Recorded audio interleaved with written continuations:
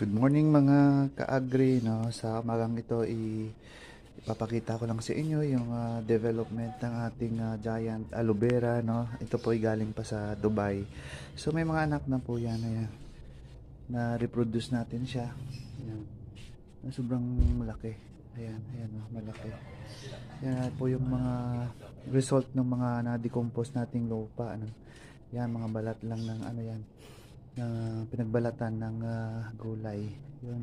May mga iba-iba rin tayong citrus dito, no?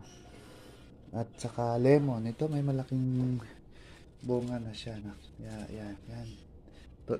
Tutumba na lang. Pero maliliit mga yan kasi cuttings po yan. Yan po mga ka-agri, paki-like and share po ng ating videos, no? Mamaya magdi-demo po tayo ng ating soil medium, no?